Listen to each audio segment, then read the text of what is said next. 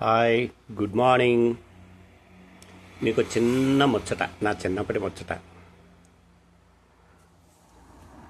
ఒకసారి మా అమ్మ 50 పైసలు, బహుశా 1972 71 అనుకుంటా, 50 పైసలు ఇచ్చి కిరాణా షాప్కి వెళ్ళి ఒక పావలా నూనె, పెసరపప్పు, ఒక పావలా తాలింపు గింజలు,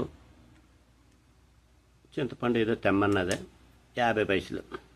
అది పట్టుకొని కిరాణా షాపు బయలుదేరాను. అందులో నా తెలివితేటలు ఉపయోగించి ఒక 5 పైసల దాకా మిగిలించుకోగలను. దారిలో ఒక లాటరీ బల్ల కనిపించింది.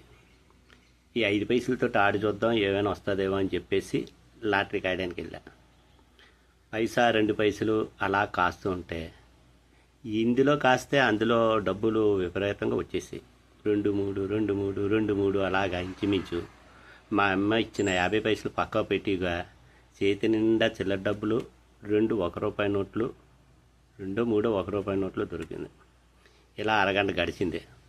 మా అమ్మ నేను ఇంకా కిరాణా షాప్ దగ్గర నుంచి రాలేదని చెప్పేసి కిరాణా షాప్ దగ్గరికి వెళ్ళి చూసి అక్కడ లేకపోగలను దారిలో లాటరీ బల్ల దగ్గర చూసి జిత్తు పట్టుకొని ఈడ్చుకుంటూ కొట్టుకుంటూ వెళ్ళింది. ఇన్ని దెబ్బలు కాసి ఆ చేతిలో ఉన్న డబ్బులు దారిలో టైలర్ షాప్ కిందకి ఇసిరేసి ఇంటికి వెళ్ళిపోయాను.